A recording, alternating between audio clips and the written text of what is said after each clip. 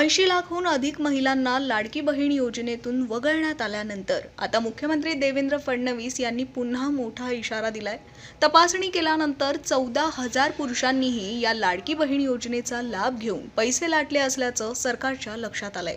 या प्रकरणी आता त्या लाभार्थी पुरुषांकडून वसुली केली जाणार असल्याचा इशारा मुख्यमंत्री फडणवीस यांनी दिलाय। तर अपात्र ठरलेल्या लाभार्थी महिलांना मात्र दिलासा देण्यात आलाय। लाडकी बहीण योजना जेव्हा सुरू केली होती त्यावेळी त्या संदर्भातले काही निकष होते। त्या निकषाच्या आधारावर बहिणींना अर्ज करायला सांगितला होता आणि कागदपत्रांच्या पूर्ततेला वेळ लागेल म्हणून ही मुभा दिली होती की त्यांनी सेल्फ सर्टिफिकेशन करायचं, म्हणजे त्यांनी जे सांगितलं ते सत्य मानून आपण त्या ठिकाणी त्यांना लाडक्या बहिणीचा लाभ देणं सुरू केलं।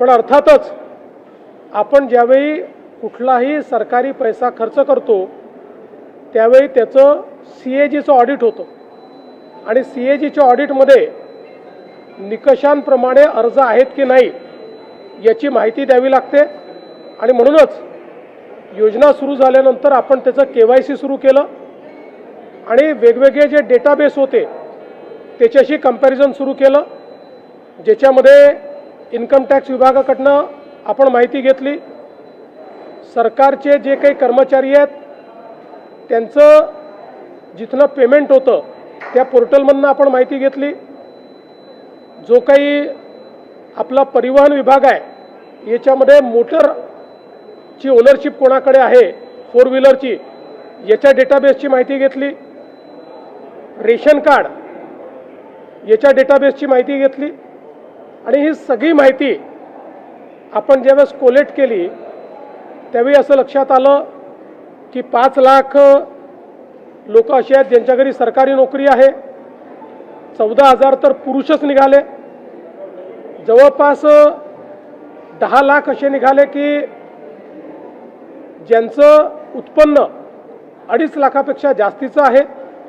अशा वेगवेगळ्या डेटाबेसमध्ये जे लोक अपात्र झाले त्यांना आपण अपात्र केलेलं आहे। त्यासोबत आपण हे सांगितलं होतं KYC करून घ्या, म्हणजे जे काही माहिती तुम्ही सादर केलेली आहे ती आत्तापर्यंत सत्य मानण्यात आली, आता त्याची कागदपत्र द्या। पण मोठ्या प्रमाणात KYC झाली नाही। आता एक गोष्ट आपण लक्षात घ्या की ज्यांना अर्ज करता येतो, सेल्फ सर्टिफिकेशन करता येतं, त्यांना KYC करता येत नाही असं मानणं काही योग्य नाही। पण जवळपास 9 महिने सातत्याने पाठपुरावा केल्यानंतरही ज्यांनी KYC केली नाही ते अर्थातच कुठला तरी एखादा निकष पार पाडत नाही म्हणून त्यांनी KYC केली नाही।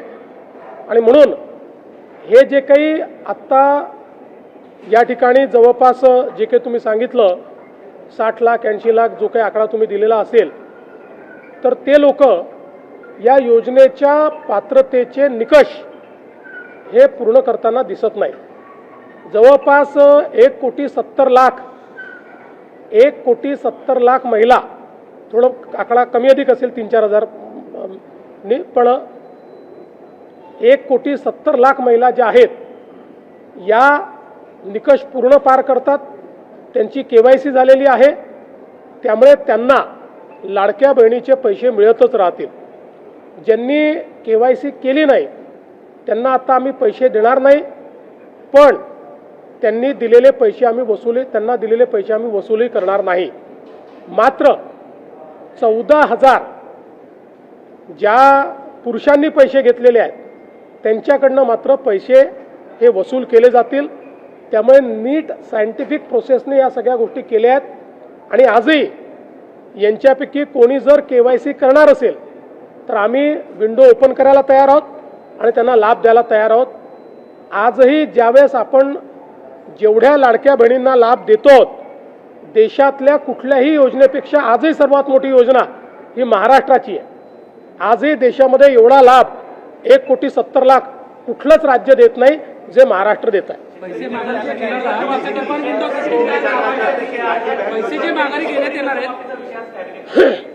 शेतकरी कर्जमाफीचा विषय कॅबिनेटला आहे मंत्रिमंडळ त्याच्यावर निर्णय घेईल. पण आम्हाला इलेक्शन कमिशननी अट टाकली आहे, जेव्हा आम्ही त्यांना परवानगी मागितली तर त्यांनी अट टाकली आहे की तुम्ही विषय मंजूर करून पुढची कारवाई करा, पण त्याची घोषणा तुम्हाला करता येणार नाही. त्यामुळे आम्ही आज अधिकृत घोषणा इलेक्शन कमिशनमुळे करू शकत नाही. आज आम्ही निर्णय घेऊ, निर्णयाप्रमाणे कारवाई सुरू करू, इलेक्शन संपल्यानंतर त्याची घोषणा करू. सर, याचा अर्थ शेतकरी कर्जमाफी अंतिम टप्प्यात आहे, केवळ घोषणाबाजी असं म्हणता येईल? घोषणा ही तर मला असं वाटतं औपचारिकता आहे.